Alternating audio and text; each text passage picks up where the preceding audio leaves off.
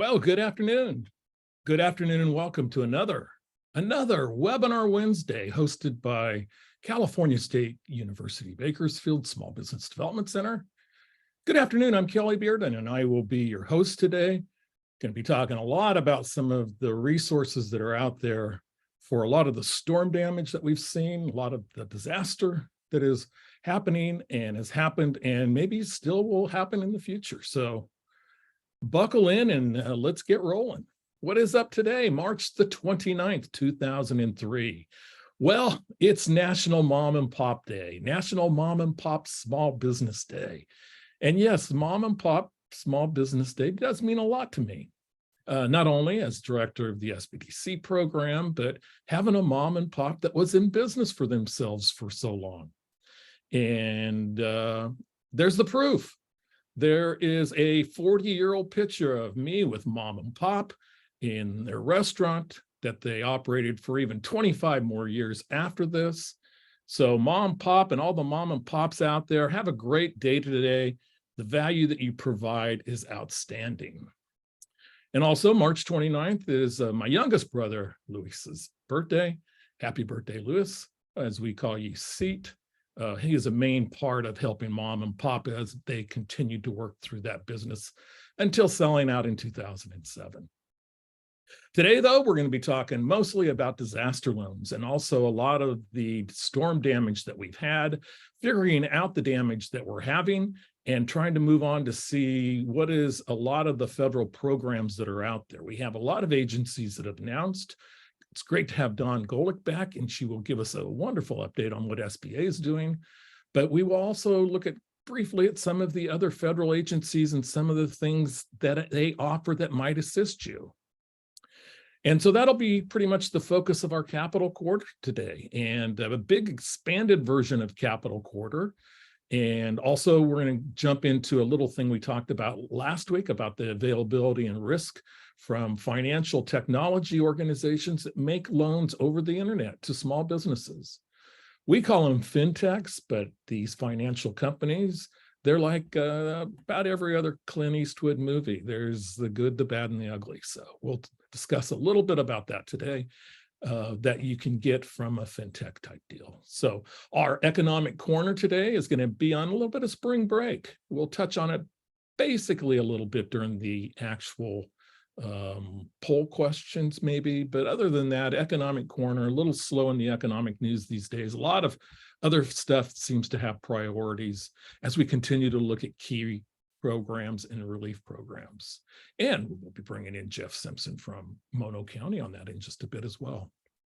So we'll have the news for you throughout 2023 with our weekly Webinar Wednesday. And as always, we'll take your questions. So put your questions in the question box. And for now, what we'll do is we'll jump to our poll questions. And our poll questions are topical questions from FEMA. The FEMA portion of this disaster ended last week, but in going to their website, it's always interesting when you see some of the questions that they might have in their frequently asked questions, frequently seen rumors, things you got to know, etc. So let's go to that first question today, and it's regarding FEMA assistance. If my residence is damaged, do I only get assistance if I own my home? So if you have a disaster-related disaster from say a flood or mudslide, do you have to own the home to get actually relief? And the answers are one of the three: yes, no, or it depends on the consumer price index. So again, is FEMA relief for the disaster assistance to your residents limited only if you own your home? So we're going to give you a few minutes to jump in here and get, we got already 46% of you responding. Let's get that number up a little bit and we'll close the first of our 3 FEMA related poll questions for today. Okay. We have 64% of you participated in the poll. Let's end it and share the results. And 67% of you answered correctly. No, 2/3 of you agree that You can actually be a renter and get assistance if you had any type of damage, say from a flood.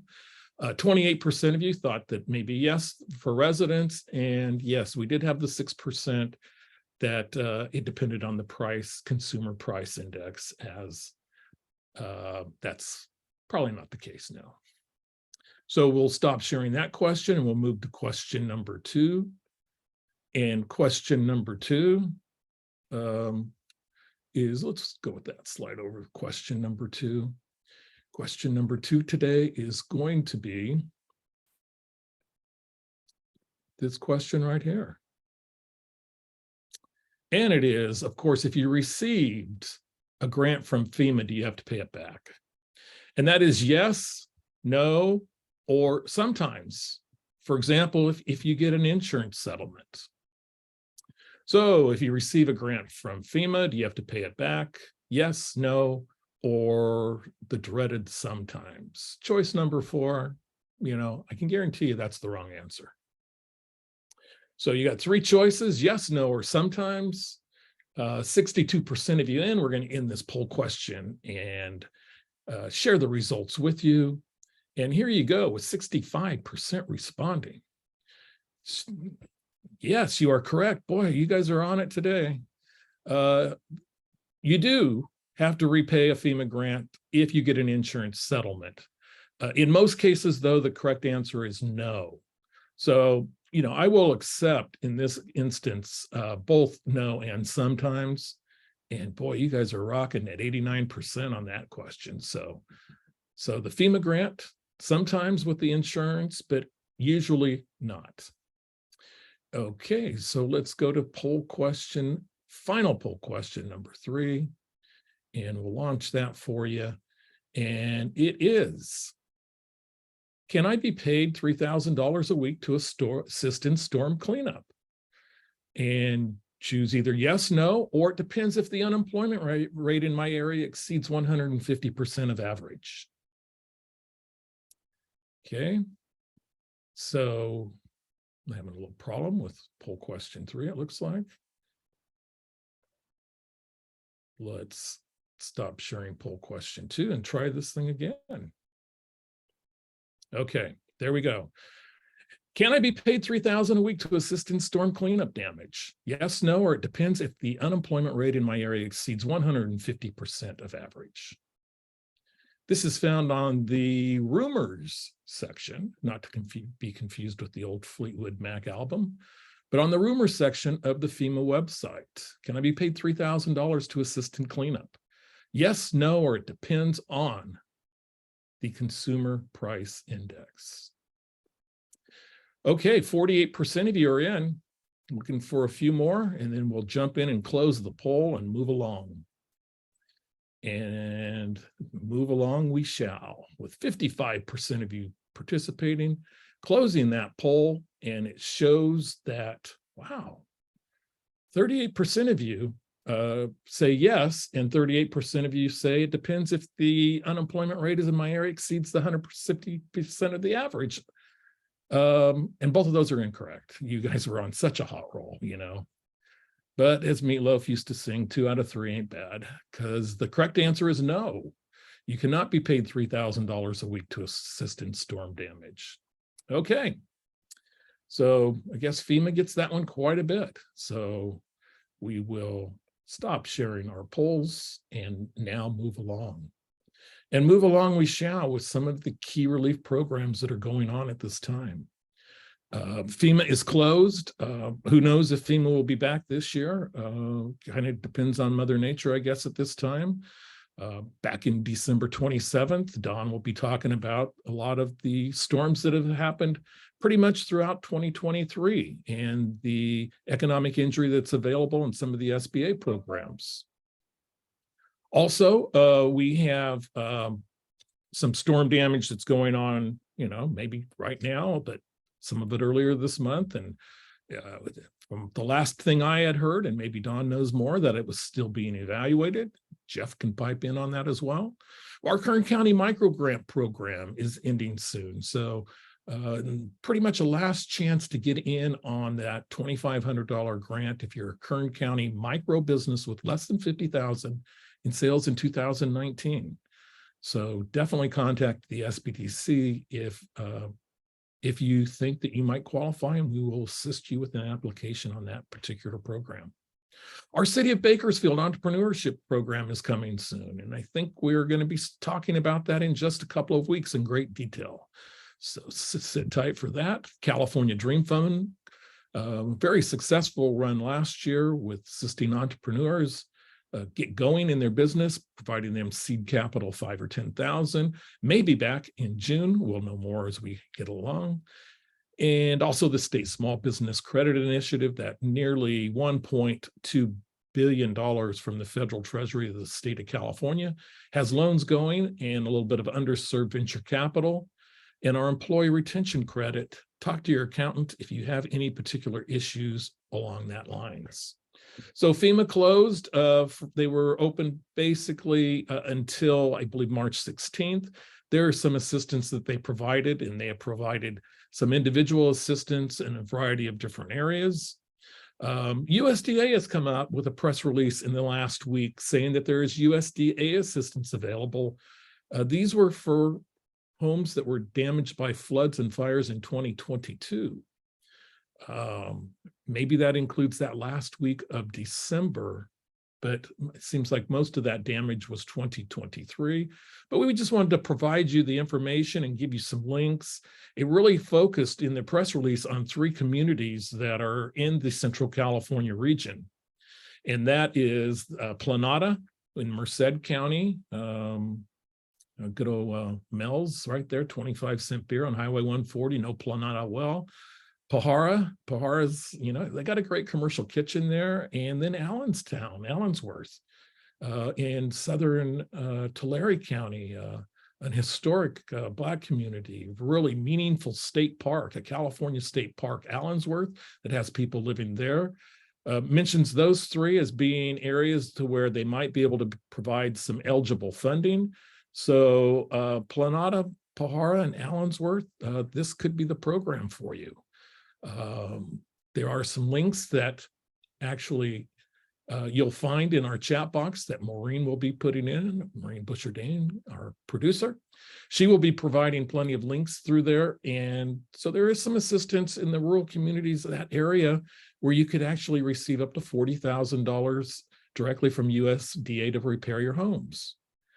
So there's some eligibility requirements there that we know for sure. We really just kind of caught wind of this within the last week. So it's something that we're not, we don't know a lot about it, but you see some of the rules and regulations, and we're going to give you links and contacts and places to go. There's a phone number right there for Stephen Nodum, and he is, looks like apparently 530 is likely the Davis office for USDA Rural Development. And you could also visit them on the website. And there are the counties. It looks like the counties that are eligible excluded, at least from my peruse, both Kern and Mono County. So I don't know if there will be more counties added, because oftentimes in these types of situations, you will find counties added. Also on the federal side of things, since we are hitting the federal side pretty good today, the IRS has updated some of the filing and payment changes as pertaining to deadlines, filing and payment deadlines that occurred in many of the counties in California due to the FEMA filing and some of the other disasters. So this is something you're going to want to talk to about it with your tax advisor. But be advised that the IRS for a number of counties, and they've added a number of counties since the original declaration, but this original declaration, of course, does not include Kern County, but does include Mono County. So of the ones that, seriously that I look at, but you'll see others in the 14 county Central California region that are listed there. So that is something you're going to want to talk to your tax advisor about, because you're going to want to read the fine print. And yes, I did make that fine print too fine for you to read. So read the fine print, talk to your tax advisor, but be advised that some of those deadlines that are traditional deadlines for businesses and individuals might be later now because of some of the damages that have occurred. So we've seen a lot of March and February damage that a meeting just, I believe, 2 weeks ago that Dawn Golik and I attended in Fresno.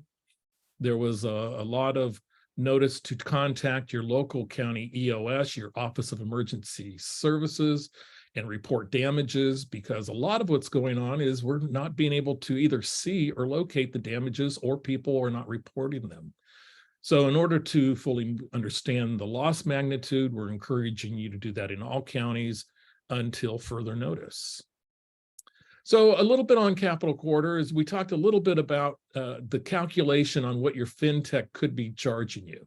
And there's a lot of good, reputable financial technology, innovative businesses that do funding over the internet. We're not, but there are some that are predatory, and they're predatory in their interest rate charges. And unfortunately, we have clients out there that bring this to my attention, and I have a microphone on Wednesday, so I'm going to talk about it.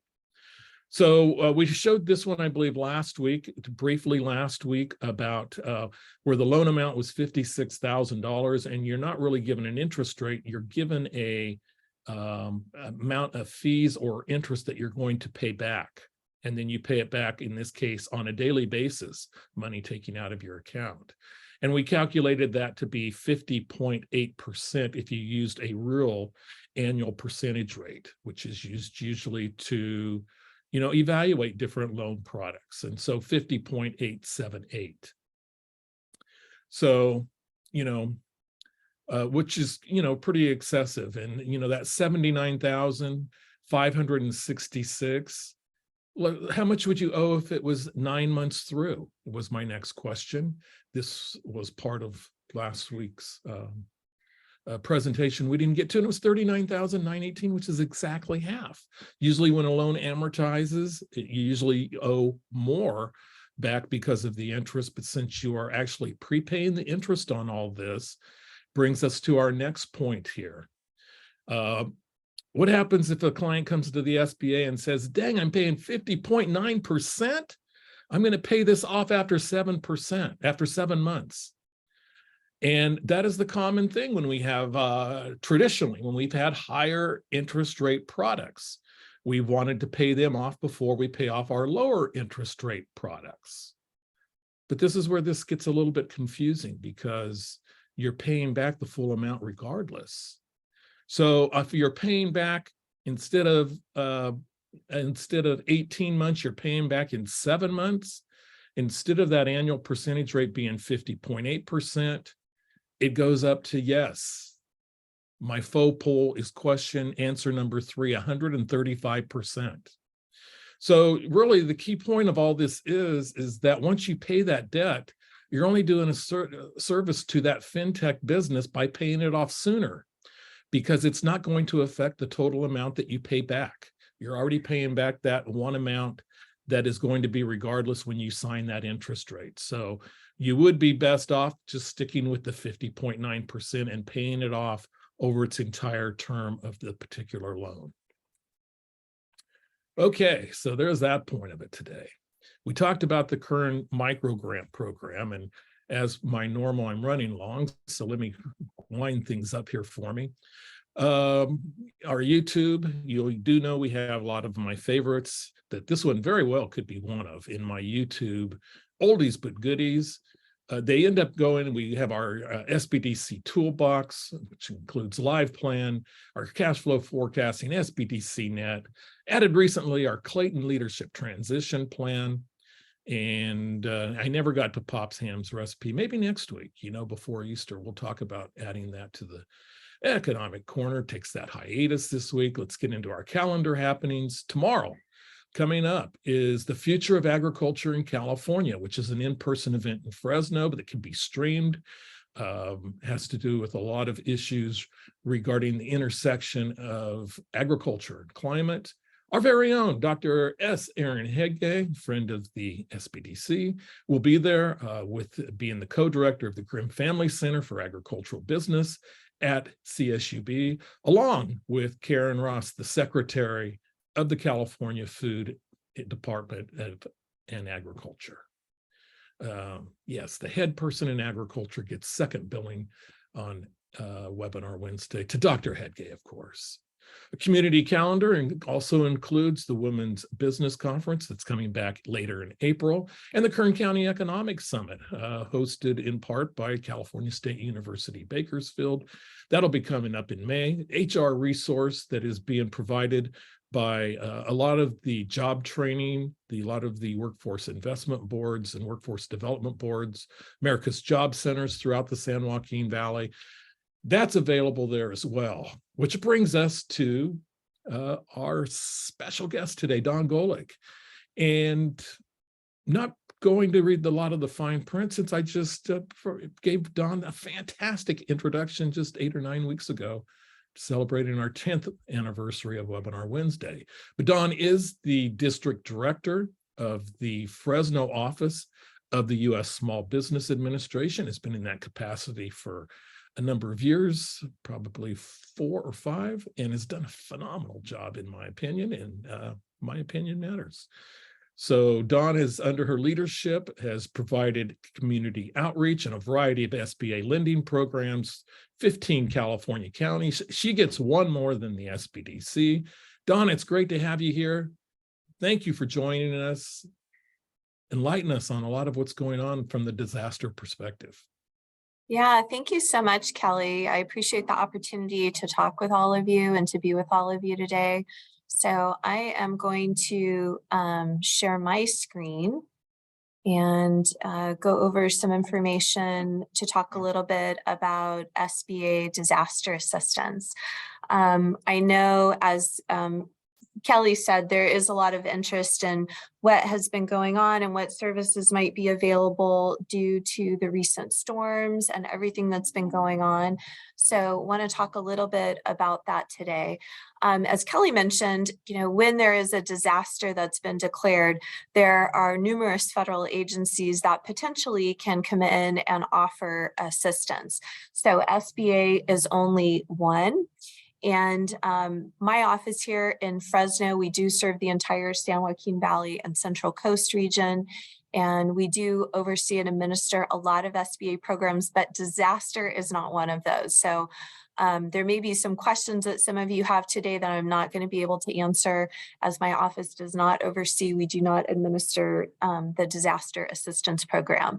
For Kern County and really all of the Western United States, that's handled out of our office in Citrus Heights, the Field Operations Center West for SBA's Office of Disaster Response or Recovery and Resiliency. So what I'm going to talk about today is what is currently available in Kern County. Now, obviously, there's been a lot that's happened since the storms in December, and that is where there is currently a disaster declaration for Kern County for SBA assistance. So we'll talk a little bit about that this morning and touch a little bit on what to do if you are a business in Kern County that may have experienced some issues related to the most recent storms. I did see in the chat, it looks like we do have some folks that are outside Kern County. So I want to just talk a little bit, for starters, about what the process is if you are in an area that may have potentially been affected by disaster. So Kelly, I just want to make sure I'm on the right slide. Does it show a slide that's got some yellow highlights on it for some different disasters? Yes. Okay, perfect. So what you see right now is a screenshot of the SBA's webpage. I pulled this up last night. If you go on disasterloanassistance.sba.gov, you can actually search by state and by the county that you're in to find all of the disasters that have been declared for the county. So I know we've got folks that are on today's event that are from outside Kern County, but thinking that the majority of the audience was going to be Kern County, I did use Kern. So as you can see, unfortunately, Kern County, like many of our counties in California, has experienced quite a bit of disasters in recent years. So fires, a number of those. And I want to point out the one that's highlighted here at the very bottom. And these are, this is the disaster declaration for the severe winter storms, flooding and landslides, the incident period at the end of December. Again, I realize that there have obviously been quite a few things, additional damages and things that have happened since that, but I want to just talk about the disaster declaration that is the most recent one that does affect Kern County. Now, as many of you know, Governor Newsom did announce yesterday that there has been a request by the state for a presidential disaster declaration. I don't have any insight on that. We essentially find out when everybody else does if there has been a presidential declaration. So I have no insight. I have no insider information to share about that. And if there were to be a disaster declaration, of course, we would push that information out as we have for the other ones. So looking here at the disaster declaration again, that's the most current one that has been issued for Kern County. This has to do with the storms for the incident period at the end of December. And when there is a disaster declaration that is issued, I think it's really important to note that SBA doesn't unilaterally come in and say, okay, there's a disaster declaration. There is a very formal process, and I appreciate that Kelly mentioned earlier, that starts at the county level and goes up. So I would tell you, if you are a business or homeowner or a renter or somebody who's watching and you have been affected, you've had damage, you've had losses, the most important thing that you can do is to make sure that that's been reported to your county EOS. Kelly had that in one of his previous slides. So from there, the county can work to make sure that that's reported to the state. And then all of that information is put together to see if there can potentially be a disaster declaration issued. So again, it's important. I just want to make sure I mention that SBA does not unilaterally come in and issue a declaration. These go through the counties and through the state. And, SBA could potentially be invited to participate in a disaster declaration. And when there is a declaration that's issued, there is a difference between the primary counties and contiguous counties. And so again, going back to the one that is currently in play right now for Kern County, you can see that there's some primary counties that are listed here. These are more the ones on the coast. And then there's some contiguous counties. And the difference would be the type of assistance that is the county is potentially eligible for. So what I'm looking at here again is on the disasterloanassistance.sba.gov webpage. I will post the link to that in the chat, but this is all available for you also to look at that website. So looking at what is available for Kern County, as you can see, for the contiguous counties, of which Kern is one, businesses are eligible, potentially eligible for economic injury disaster loan, okay, the EIDL. And so these are working capital loans for small businesses and others that have experienced a loss because of the disaster that's been declared. So Kern County is not, based on this current disaster declaration, as you can see, they're not currently eligible for physical damage or to their business. So if you are a business in Kern County and you have experienced physical damage to your business, Kern County is not currently eligible for a disaster loan under this current disaster declaration. Again, there could be something additional that comes out because of the most recent storms for Kern County, but I can only speak to what is currently available right now. And so right now, Kern County businesses are potentially eligible for economic injury disaster loan. Now, I do want to pause for a moment and talk about the COVID economic injury disaster loans. We know that many businesses and nonprofits in Kern County did apply for, and many did also receive, an economic injury disaster loan during the COVID period. And so it's important to note that you can, as a business, potentially have more than one economic injury disaster loan. So I just want to note that if you did get a COVID economic injury disaster loan, you may potentially be eligible for an additional disaster loan from the SBA for economic injury if you've been affected by the storms from December, but you have to be able to demonstrate ability to repay the loan. So looking at businesses that may potentially be interested in applying for a loan under this current disaster declaration that covers Kern County, the businesses and the applicants have to demonstrate repayment ability. And SBA does look also at credit history. They do look at the ability to repay all of the loans, and they also look at collateral that may be available for those loans. So that would be economic injury disaster loans over $25,000. So again, all of this, I will put the links in the chat, all of this available potentially to businesses. I also want to note that there is no fee to apply. So businesses are able to apply. There's no cost to apply. There's no obligation to take a loan. So if you were a business that may want to apply and see what you might be eligible for in Kern County, if you have experienced economic injury, you can do that. There is no cost to apply. If you're offered a loan, there's no requirement that you take the loan, and you can prepay the loan. There's no requirement there's no prepayment penalty, unlike other loans.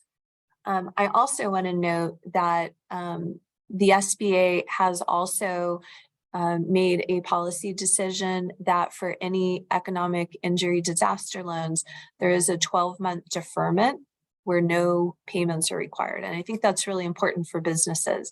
If you've experienced economic injury, you may not be really excited about the idea of potentially having to take on additional debt and make additional payments if you're already struggling. But again, at the moment, there is a policy decision that SBA has issued that for new economic injury disaster loans, there is a 12-month deferment period and there's no interest during that 12-month. And I think that's really important for businesses to know, because it allows you to potentially get the capital assistance that you need to help keep your business operating and have a period of time for your business to begin to recover and reopen from the disaster before any payments are due. So I think all of that is really important information for businesses to be aware of. If you're interested in applying for these, you can do that online. Again, I'll put the links in the chat. And my office does not process these. They are processed and the decisions are made by the disaster office. If a business is declined for a loan, they do receive a decline letter in writing. It does include the reason for the decline, and businesses do have the ability then to request reconsideration. I know many businesses that potentially applied for a COVID economic injury disaster loan and were declined did request reconsideration. They were able to provide more information or updated information for their application and potentially get approved in reconsideration. You are able to reach out to SBA's Office of Disaster if you have questions about the decline or you need additional information.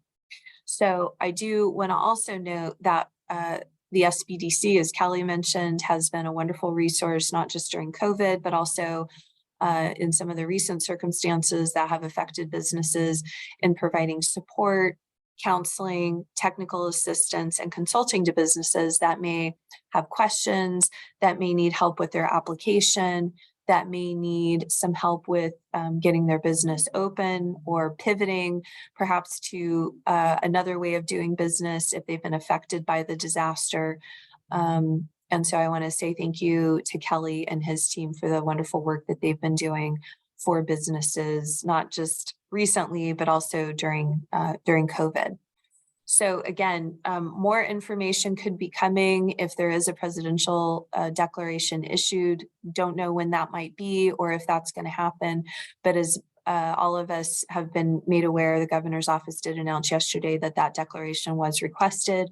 And so again, if it is, we will make sure that that information gets out. SBA does have, the Fresno District Office does have a LinkedIn page as well as a Twitter page. I will post those in the chat, and those would be a great source of information for businesses who might be curious and want to follow along to get real-time information on that declaration if it's issued. So Kelly, I'm going to go ahead and pause there, and I'll take a look to see if there's any questions in the chat, unless you've got any that you want to ask. Well, I'm going to start with one or two real quick. Sure. My first question is, thank you for mentioning to go in and do an EIDL loan application. You don't have to take that particular loan. There is no fee to file for that. One of the things I think I remember from the COVID EIDL was that you need to consider if you really want to take the loan, and if you turn down the disaster loan, you're not able to come back at a later time. Is that still true? I don't know if that's true for disaster, Kelly. I'd have to find out and get you an answer on that. I don't know. Again, my office doesn't administer disaster loans, so I don't want to guess. That was, I believe that was true during COVID. I don't know if that's true for this particular disaster. So just keep that in mind, and check on that, and make sure you go through all alternatives and everything. You do have a considerable amount of time to take it, and you're not really accruing interest until you sign and accept that loan.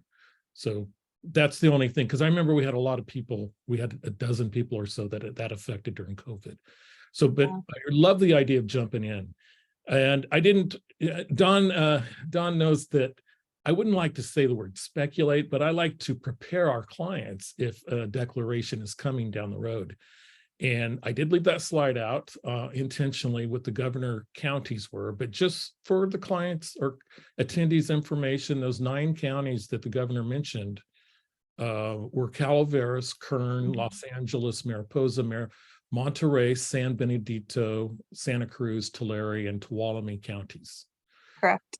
So, and then generally, and I will say this, I think that in looking at the declaration that we have on the page, those are the counties that would be available for actually physical damage. And then typically, I believe and it hasn't happened yet, but if it were to occur, then it would be the counties that are contiguous with those counties that would be eligible for economic injury loans. Yeah, again, I can't speculate on what that declaration might look like, but looking again at the one that's currently active for Kern County, we do have the primary counties that were eligible for both the physical loans if they had damage to their property, as well as the economic injury disaster loans. And then for the contiguous counties, it's the economic injury only. And, I didn't mention, Kelly, but I do want to touch on, and it's here on the screen. The deadline for the economic injury is October 16th. So there is some time, certainly maybe businesses haven't yet had economic injury, but they might find in a few weeks or a few months that they are experiencing that. So there is a longer deadline for the economic injury than for the physical damage for those counties that were the primaries. So I just want to note that also. I did not mention that during my comments, but currently the deadline for this declaration that's currently covering Kern County, the economic injury disaster loan deadline application is October 16th. Well, great information. I know there's a lot moving forward on this because we continue to have storms and damage, and obviously by the governor's declaration, a request to Washington yesterday. And it's going to, you could end up with multiple declarations that are affecting certain counties. So it's going to get confusing, potentially. Not yet. We know what we have right now on the screen. So a lot going forward, a lot moving forward on this. So thanks so much, Dawn. Yeah, absolutely. I'll keep an eye on the chat. And again, I'm going to put some links in there that I mentioned during my presentation, Kelly. So I'll be on till the end of the presentation. Okay, and we do have a few questions in here. Let's jump to those real quick. Sure. It's, can I get help from wind damage, a wind damaged roof in Lone Pine from the beginning of the year? Lone Pine in Inyo County. So real wind damage to a roof in Lone Pine, which is Inyo County from the beginning of the year, which would cover this declaration here. Yeah, it doesn't look like Inyo was one of the primary counties, but again, I'll go back a couple of screens here. You can go back to the page that I showed here. This is at the top of the page, disasterloanassistance.sba.gov. You can put in the state and put in the county, and then you can pull up what's currently available in your county. So I didn't include Inyo. We'd have to take a look and see if Inyo is covered by any disaster declarations. And I know of one. Last year there was one of drought. There is still one open for drought.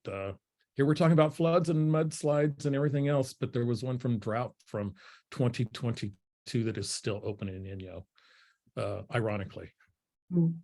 Okay, droughts and floods living together. We've covered the whole gamut. And like cats That's and only dogs. March. Next question. Okay, that question was damage to a business roof. So I think that has the same answer. And I think that covers that. So maybe we'll have some more in just a little bit. Okay. And I do want to just also say, and I'll put this in the chat. If my office can be of any assistance, if somebody's got questions or they want to reach out to the district office, again, we don't administer these programs, but we're happy to help however we can, connect you with our colleagues in disaster. So anything that we can do, we're happy to help with that. And I do have staff who are bilingual Spanish. For any Spanish speaking customers, we're able to assist in Spanish as well. Fantastic. Okay. Well, all right. Thank you, Kelly. Move along. Thank you, Dawn. And moving along, we shall and bring in Jeff Simpson. And Jeff is the Economic Development Director for Mono County. He has been in that capacity since last summer, probably seen a few disasters, a drought even, of all things, potentially. Not reading Jeff's bio because, we've had Jeff on Webinar Wednesday before, live from Bridgeport, California, where he resides with his wife and 2 children, but also has been active with the county for over 10 years, has seen a lot as the Economic Development Manager before ascending to the role of Director. Jeff, thank you for joining us. Give us an idea of what's going on in Mono County. Yeah, hi, Kelly. Thanks for having me on, and good to see everyone on here. Just to kind of continue the conversation, I guess, on the SBA declarations. I see some Mono County specific people on the webinar. We were not included in that December-January declaration. Nor were we included in that USDA program that you mentioned earlier, Kelly. And as far as the disaster that's currently being requested right now, we're not obviously on the main county list, but we would be on the contiguous list, which would make our businesses eligible for the disaster loans. What we're asking right now is for damage assessments. So if you have anything from roof collapses, water leaks, even if you spent hundreds of thousands of dollars, which I know some businesses have, in just snow removal, please fill out that information so we can make those assessments, turn it into the state, and make the case for a federal declaration, which would be extremely helpful. I put that link in the chat. I am telling people, though, that whatever you put on there will be inspected by the building inspector. So if you put that you have 20 feet of snow on your roof and then it's about to collapse, you'll have a visit from the building inspector and maybe red tagged. So just heads up on that. For anything you put on will be passed around to other county departments. Let's see, Kelly, what else do we have to talk about here in Mono County? Well, one thing I want to mention is that and I don't know if nobody knows if this is going to occur because we don't know the damage. And I'm glad you're having people go through Mono County. Do you have a link that actually where people could go? Yeah, I put it in the chat already. If anybody has any questions with that, let me know and I can help walk them through, but it is in the chat currently. And the other thing that I think that this is vitally important is because number one is what we see is oftentimes if there ends up being a presidential disaster, is that oftentimes later on counties are added. Right, thank you. That was my other the point. Yeah. IRS earlier. We saw this with the declaration that Dawn was sharing, that initially there wasn't just the counties that were listed once they found out that other damage existed in other places. So I think that's why it's vitally important to go to the county and put that information in. Yeah, and then there is I'm glad you mentioned that too, Kelly. There is the economic injury from the drought. Although I know it's really, in those idle loans, you have to prove that the disaster impacted your business in some fashion, which may not be the case for some of our Mono County businesses. So that is open. And if the drought did affect your business and we can make a case for that, I think you should put in an application now under that umbrella. However, it is a stretch for especially a lot of our tourism related businesses to make that case. However, if you're a farm owner or in agriculture business, I think it's a clear-cut application. You need to do it now. Hey, Jeff, what else you got going on? The other two things I want, yeah, go ahead, Kelly. You go. The other two things I just wanted to talk about quickly is a push to collect internet service data in Mono County and all really rural parts of California. I know I have a lot of businesses that contact me saying that the federal broadband or the national broadband map has them listed as having gigabyte access or 500 megs, and it's just not the case. A lot of our little areas and rural communities don't have access to broadband currently. There is a link that I'll put into the chat here to go to your address and see what kind of speeds the FCC currently has at your location. If they're incorrect, please put in a request to change that because we can't identify pockets that are underserved unless that map is accurate. So again, I'll put the link in the chat. If you could just put up either your business address or your residential address and make sure that the speeds they have listed for your area are accurate. If they're not, please put in a claim to change that so we can identify all of the holes that we have here in the area. The other thing that we're going to be pushing here, and for those of you on my email list have seen this, is the Affordable Connectivity Program can provide up to $30 a month per household for special low-cost internet residents. We identified that 2,351 households are eligible to receive this stipend of $30 a month. We only have 44 people enrolled. So I'm going to put that in the link, the chat as well, internetforallnow.org. Please check your location on that too. You may be eligible for $30 a month stipend for internet in our region. Kelly, you got your Mono County hat you want to put on there? You betcha. Now we're talking. Technically, it's Jim Thompson's Mono County hat, our fine consultant. Yeah, leave the tags on. It's that. I got it. I hope he likes a secondhand cap once I finally get it to him. Yeah, yeah. I believe you gave me this when you were on last time when we were in the Bridgeport courthouse about 18 months ago. Yeah, so, and if I recall, I think your battery died live on the webinar during that one, correct? We had a tough time. So yes. On the bandwidth issue, on the broadband, I know digital 395 was such a salvation. That fiber that was planted in the ground about 8 or 10 years ago, 6 to 8 years ago, that ran from all the way from San Bernardino to Reno and provided that backbone and that support. And then there was always trying to get it out to the customer and the small business owner. So has a lot happened as far as getting that last mile and out to businesses? It didn't really sound that way with the earlier request that you were getting. No, so yeah, I think some communities have been served and we've been able to do that last mile connection off the main backbone there. For instance, in my house in Bridgeport, I have gigabyte internet, but just a mile out of town, there are communities and residents and businesses that don't have that connectivity yet, that are still working on digital 395 speed. And so those are the people that need to go and make sure that they're uploading the correct amounts, because when you say the town of Bridgeport has been turned on to a gig, the whole map then becomes turned on that we have gig, when really it's just the downtown area that has access to that stuff. So it's those pockets and communities that are off the main stretch that we're trying to identify and prove that they're currently being underserved. Okay. Well, such a resource, and to not be fully utilized this time, I know it's got to be a little frustrating for you. Certainly, I think we've made great progress, but there's still a long ways to go, and this is one step in that. Okay. Anything else to add, Mono County? No, thanks for having me on. And for those residents that are in Mono County, as soon as we hear something on these declarations, as I know everyone's eagerly awaiting, we'll send that out and get it out to you as well, Kelly. Well, I guess I should say I hope that Mammoth Mountain doesn't stay open year round, because that would mean we're going to have much more snow in April, May, and June.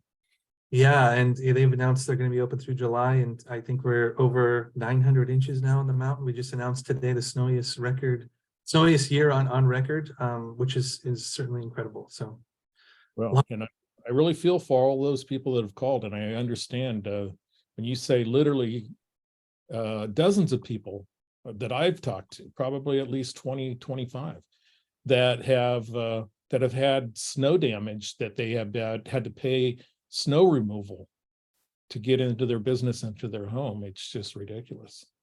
Yeah, no, yeah.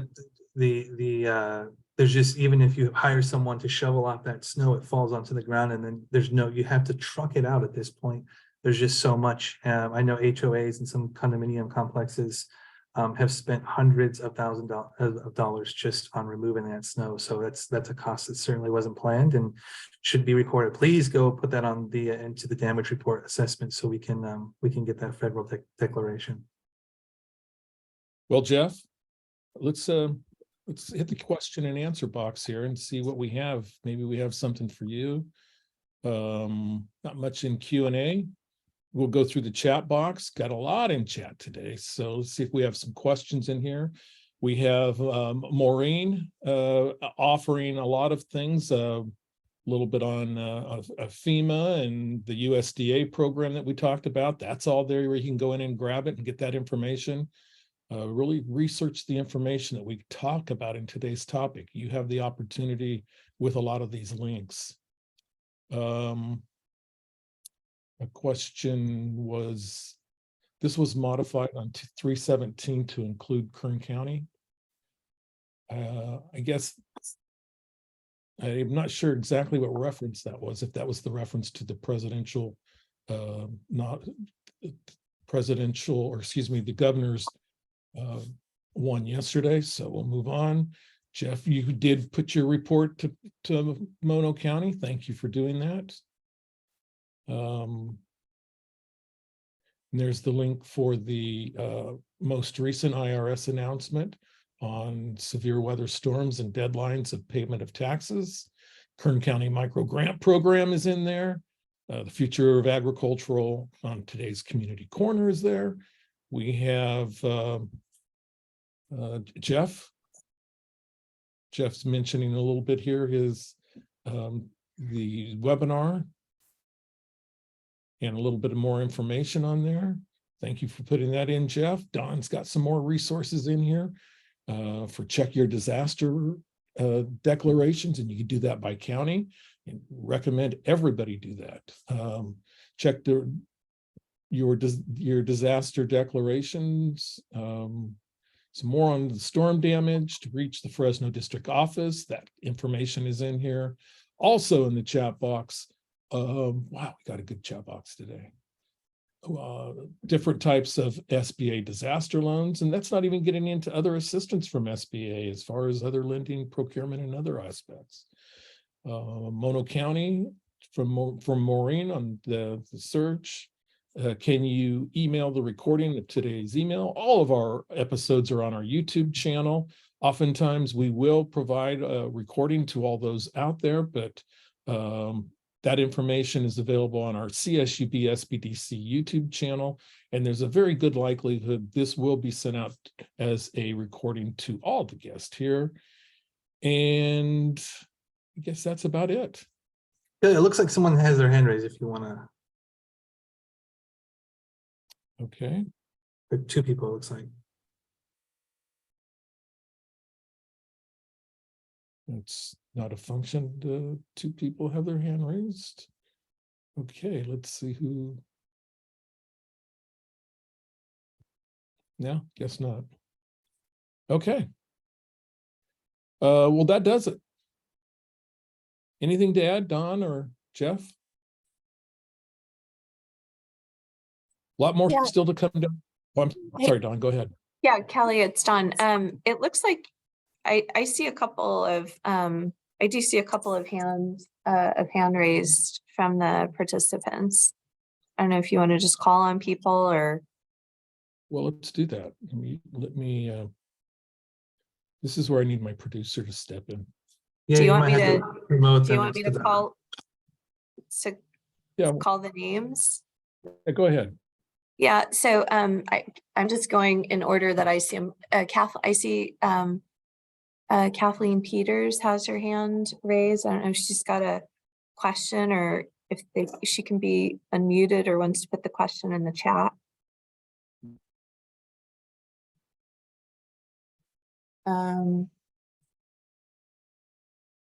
Let's see, I'm trying to.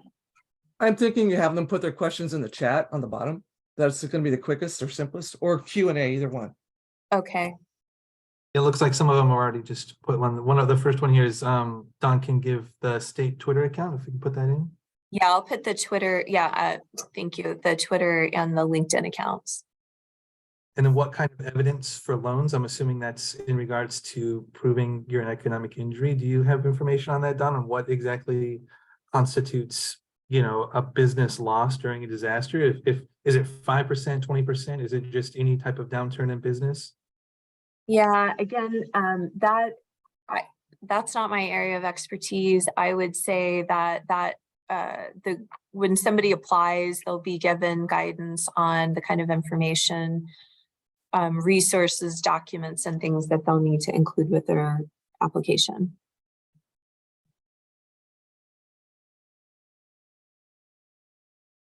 And then, okay, I think that was Guillermo's question. Okay. Perfect. Okay. So might have one. Do we have anything else in chat before we depart? Yeah, there's one more. What is to be claimed if I'm a trucking company in all California and I get my truck damaged in a different county? That's a good question. I'm not sure that, since I'm really only look at Mono County businesses.